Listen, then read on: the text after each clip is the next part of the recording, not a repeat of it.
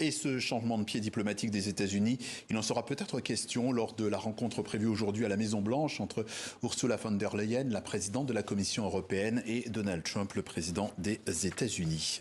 Et pour aller plus loin, nous avons interrogé Maud Kessar, directrice du domaine Europe, Espace transatlantique, Russie, à l'Institut de recherche stratégique de l'école militaire, l'IRSEM France. Et elle nous a expliqué ce que lui a inspiré cette visite d'Emmanuel Macron à Washington. Regardez.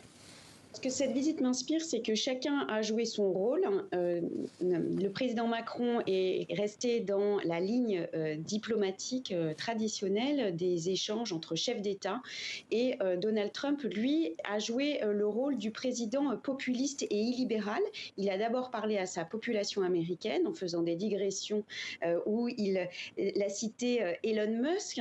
Et puis surtout, ce qui est quand même assez frappant, c'est que même s'il y a eu finalement une bromance de façade, les dissensus restent quand même majeurs, notamment sur le fait que Donald Trump considère la Russie et l'Ukraine sur un pied d'égalité et met finalement Zelensky sur le même pied que Vladimir Poutine, ce qui pose nécessairement problème.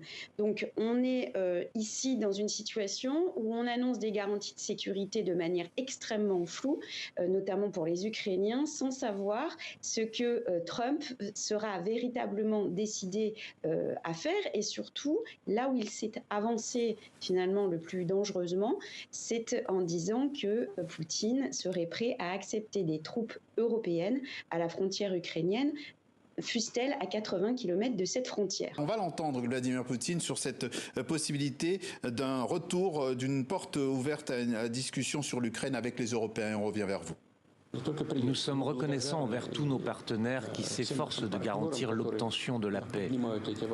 Non seulement les Européens, mais aussi d'autres pays ont le droit et peuvent participer aux discussions.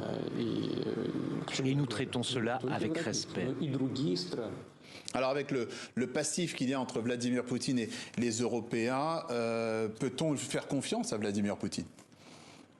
Alors il faut être particulièrement méfiant, bien évidemment. Là encore, on est dans le protocole diplomatique. C'est déjà une bonne chose de penser que les Européens pourraient revenir à la table. Maintenant, encore une fois, l'idée de Poutine est assez claire, c'est d'aller au-delà de l'Ukraine, de diviser l'Europe, les pays membres de l'Union européenne qui l'exècrent, mais aussi et surtout l'Alliance Atlantique, qui est finalement son ennemi juré depuis la fin de la guerre froide.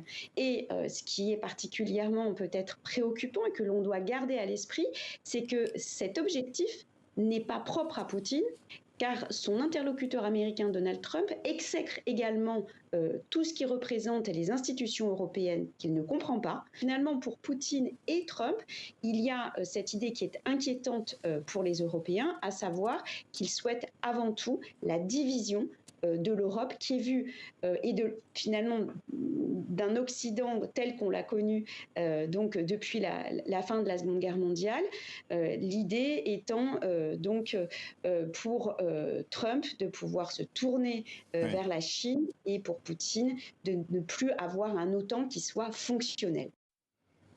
Voilà, extrait d'un entretien réalisé lors d'une précédente édition du journal de TV5 Monde.